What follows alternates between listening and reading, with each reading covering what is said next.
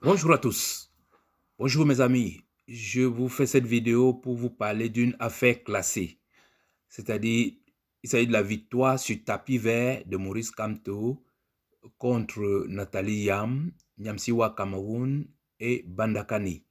Je dis bien victoire sur tapis vert tout simplement parce que sur ce ring de combat, dans cette boue d'ignorance et d'inconscience, le président Maurice Kamto ne s'est jamais pointé sur le terrain. Eh bien, pour une fois, c'est celui qui ne s'est pas pointé sur le terrain qui en sort vainqueur. On dit donc que c'est une victoire sur tapis rouge.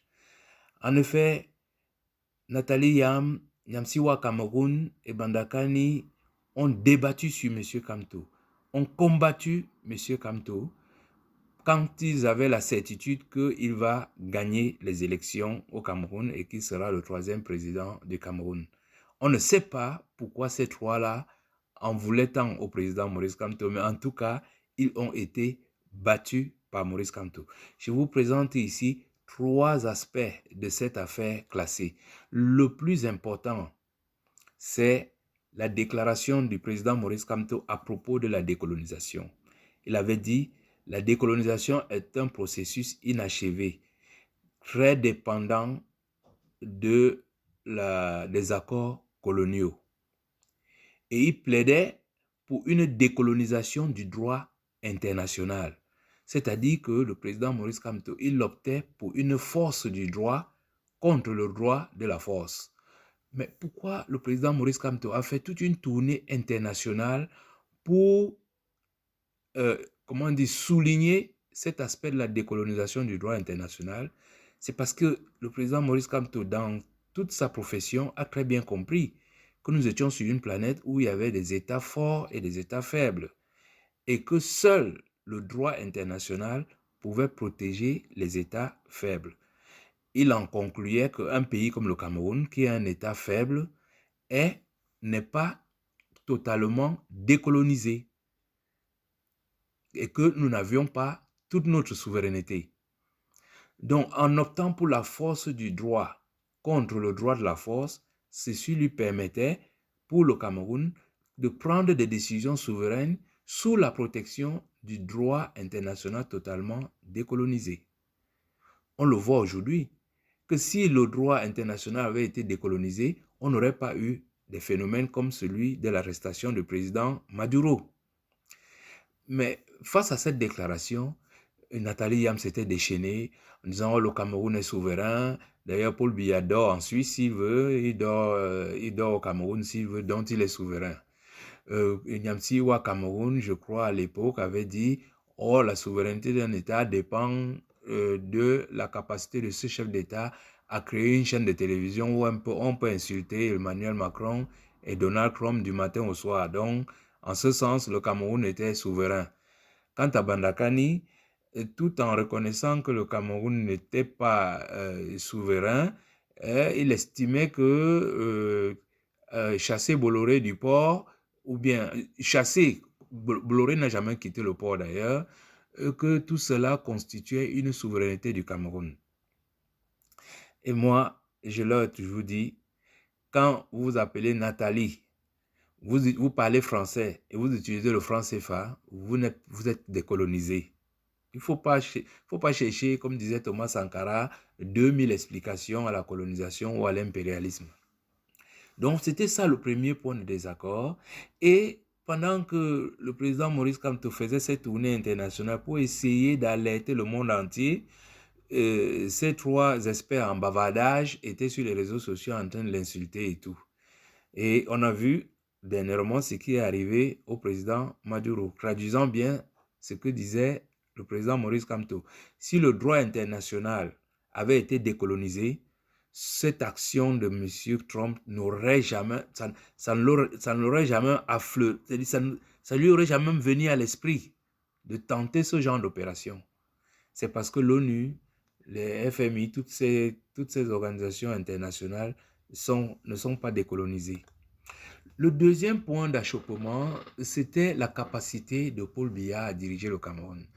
Et le président Maurice Kamto disait: je ne suis pas de ceux qui disent que Biya n'a rien fait. Je dis qu'il a fait sa part et qu'il est temps d'aller en retraite et de passer le fanion à une nouvelle génération ou bien à une nouvelle équipe pour prendre soin du Cameroun. Surtout que le Cameroun est dans une situation catastrophique. Eh bien, dis donc, il a reçu une volée de bois vert avec des gens comme Nathalie Yam qui expliquaient que mais le président Paul Biya, il a encore toute sa vigueur. D'ailleurs, il est parti à Moscou pour la première fois. Comme s'il allait à Moscou pour la première fois après à 93 ans, c'était un acte de capacité. Nyamsiwa Cameroun, qu'est-ce qu'il avait dit à propos? Je ne me rappelle plus très bien, mais il disait quelque chose dans ce sens-là, que le président Paul Biya est très malin, il ne peut pas être... il va s'organiser pour empêcher à Maurice Kamto de prendre le pouvoir. Quant à Bandakani, alors lui, il était catégorique. Qu'il va s'opposer à la victoire de Maurice Kamto parce que Paul Biya, à 93 ans, 43 ans de pouvoir, a encore toutes ses capacités pour sortir. Il est d'ailleurs le seul à pouvoir sortir ce pays de la merde dans laquelle il a lui-même plongé. Et il ajoutait qu'il accorde à Paul Biya de tuer tous les Camerounais pour maintenir l'unité nationale. C'est-à-dire qu'on devait avoir à la fin un Cameroun où il n'y aurait que 2 personnes, Paul Biya et Bandakani. Tous les autres Camerounais seraient tués pour maintenir l'unité nationale. Il est prêt à accorder cela. Troisième point, c'est le point le plus, pas le plus important, c'était comment on appelle ça, comment on appelle ça? Oui, je veux dire, c'était le prétexte. Le prétexte, c'était l'élection. Toute cette joute verbale sur les différents sujets, c'était dû au fait qu'il ressentait que Maurice Kamto sera le prochain président. Donc, il fallait le combattre. Et Maurice Kamto disait alors, moi, je vous propose aux Camerounais de croire à une alternance par les urnes et un changement par la paix.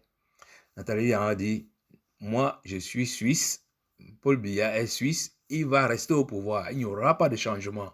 D'ailleurs, il est le seul panafricain dans toute l'Afrique centrale.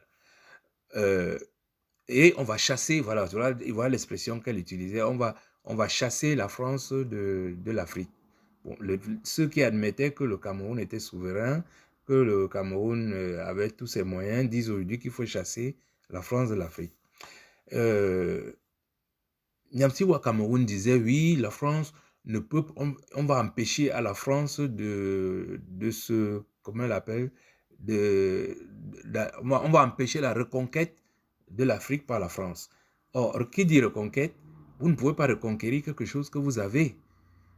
C'est ça qu'on disait à Ouad Cameroun, que la France a l'Afrique francophone. Donc, on ne peut pas dire que vous allez empêcher la reconquête de quelque chose que vous avez. Mais lui, il avait la solution. Sa solution, c'était de faire appel à son ami Guillaume Soro, qui sont des experts des changements de pouvoir par la rébellion et qui vont descendre sur Yaoundé et mettre Paul Biya et sa bande dehors.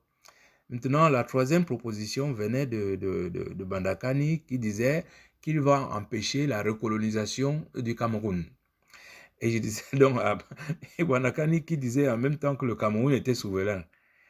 Si un pays est souverain, comment veux-tu encore le recoloniser? Donc, il n'est pas... Maurice Kamto vous le redit encore une fois de plus. C'est là le lien avec le premier point. Le Cameroun n'est pas souverain. Et le Cameroun n'est pas souverain parce que la décolonisation est un processus inachevé. Alors, donc, le président Bandakani, sa proposition, c'est de dire, oui, Paul Biya est un panafricaniste, mais il n'est pas bon, mais on va entrer à l'église, et un jour, il y aura un panafricaniste qui va descendre du ciel pour venir provoquer l'alternance. Donc, le travail de Maurice Kamto sur la conscientisation du peuple camerounais à une alternance dans la paix et par les urnes n'était pas d'actualité. Donc voilà les 3 éléments sur lesquels cette bande de panafricains s'est appuyée pour insulter, blesser, menacer, harceler, essayer d'humilier et même provoquer le président Maurice Kamto. Ce comportement verbal, c'était plus que de l'agression verbale, c'était une attaque verbale, carrément. Mais face à ça, c'est pour ça qu'on parle de tapis vert, le président Maurice Kamto est resté dans l'indifférence. Pas une indifférence méprisante, c'était plutôt une compréhension, c'est une sorte d'indulgence vis-à-vis des gens dont l'horizon ne dépasse pas leur estomac et qui baignent dans une forme d'insouciance.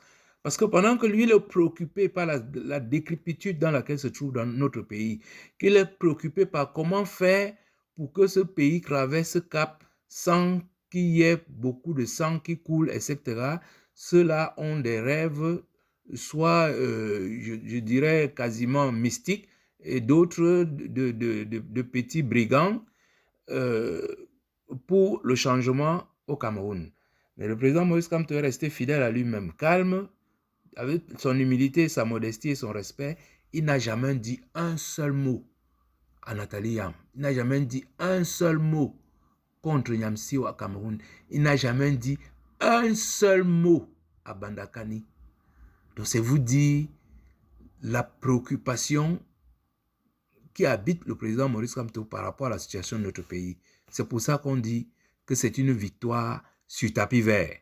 Et quelles qu'en soient les agitations dont on voit encore les quelques... Je veux dire, Barakani, il est toujours pris par la gorge quand il voit que Anissé Ekane, Maurice Kamto et Issa Chiromo Bakari ont réussi cette alternance.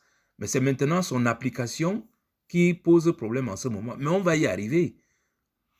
Et Issa Chiroma sera inchronisé.